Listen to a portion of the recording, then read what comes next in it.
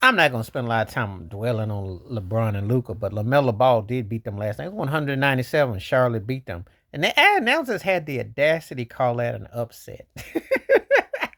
The Lakers are fifth seed in the West. They're not first seed. They're not OKC. They're not Cleveland or Boston. They're a fifth seed team in the West. How's an upset? Oh, yeah, because Charlotte is trash, but LaMelo Ball can play. But how do you call it an upset when you're not a top tier team? Only your Rockets decent, but you're not really there. How do they call that an upset? But let me address the LeBron and Luka thing, what I'm seeing. They're going to have problems on the inside. Luka doesn't look comfortable. Turnover machine prone, defensive liability, perimeter. The hype is bigger than the actual meeting. And how are you going to get, if Austin Reeves, who did get thrown out the game, he got stripped. And it was a clean. It wasn't no foul. He was just crying, and he just wanted to have an early night. So he got himself escorted off. And he didn't really got his head swole. I had to hear them turkeys on first take say that Rui Hachimura is a fourth option, Austin Reeves the third option. And then y'all lost to two garbage teams back to back at home to Utah and to Charlotte. So how deep are you really? You got ran off the court by Utah, and then you lost to Charlotte and got held under 100 points. And King, or LeBron James, the King, as they like to always say, doinked two back-to-back threes, so-called King. Absolutely. It's going to be tougher than people think. Then they got a tough, when they actually go and play a real schedule, we're gonna see what they made of. I just keep hearing about how deep they are and dangerous they are. I'm gonna tell you something. LeBron ain't gonna be there for the long term. He's only short term. He's gonna miss Anthony Davis. They're gonna miss a low post presence that made life a lot easier on defending and high screen pick and roll and everything. You get all the oohs and ahs with Luka, but if Luka ain't on a high for the night, you're getting compromised. You're going to miss having that low post presence. It's going to kick you in your butt. I'm here to tell you, it's going to come sooner than later. There's a lot of teams that's going to chalk up dubs against them because they can't defend. You got LaMelo Ball eating you up. And what happened when you got to go against guys can't wait? Because there's no AD there. And they didn't get to make that trade to get the low post, so now they're going to get toast. So let's see what they do. But I hear all these heads on sticks about how they are. Now, what I saw last night, what I've been seeing is this. Two pieces of the same flip. Luka and LeBron cancel each other out.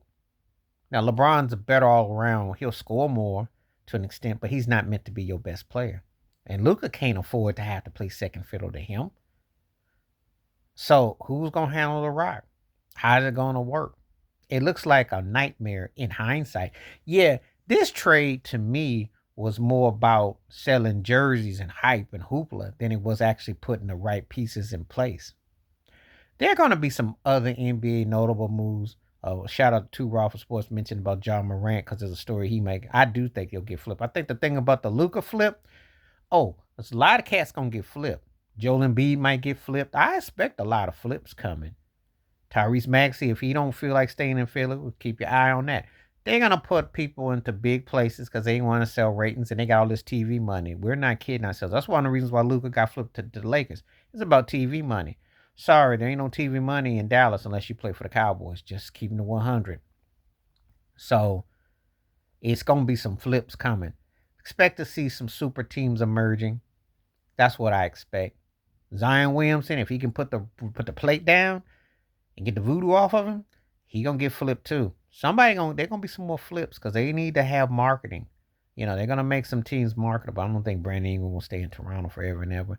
They're gonna be some more flips coming your way because they need to have the superpowers back when people are crying about not having American-born NBA players to face the NBA, and they don't have the super teams and the name brands. See, for everything that people say they don't like, they're gonna have to succumb to.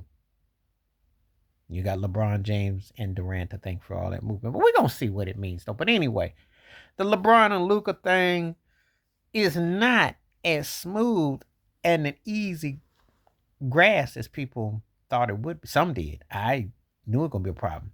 This ain't Dr. J getting Moses Malone. This ain't Shaq and Kobe. This ain't Shaq and D Wade. This sure ain't Steph and Kevin Durant. You gotta have a yin and a yang.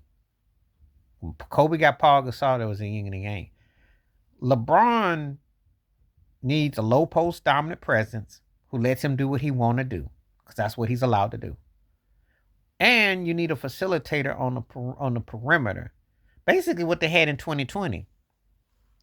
If they weren't scared about Dwight, Didi Howard, and you had somebody like Rondo who played point guard, that's what would get them. They would be a problem. Imagine if you could bring those two back, because then everybody would be right where they need to be.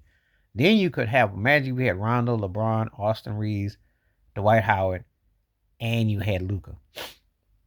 That's your starting five. Then you could have Hachimura and whoever else you want off the bench. You got to have that. That's what's hurting them.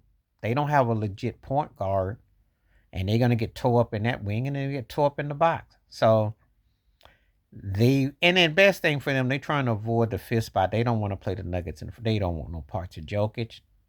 Because Jokic is everything LeBron James isn't, contrary to what they try to tell you. Oh, yeah. Jokic does all that robot and stats. Sometimes it's padding, but he gets results. Well, the Nuggets have a better record, and they start off sluggish. So Jamal Murray wakes up, and they get anything out of Michael Porter Jr. and get going. You don't want to have to face those guys. That'd be 3 straight years of sending your butt home early. But anyway, that's my thoughts about the LeBron, Luka situation, another L, and what I see, and then the other possibilities of other potential moves, because it won't be this year. And keep your eye on Anthony Edwards, because if the Timberwolves don't do nothing, I told you he's coming out of Minnesota. They're gonna be on move and shake to get the markets back. That's how Adam Silver's gonna combat the situation. Please hit like, subscribe, work on thoughts, comments, and I do respond. Thank you. Wash your hands. Keep your mind clear. Watch out for another share if you like, and hit that membership. Stay safe, stay blessed, stay woke, stay free. I'm my peace.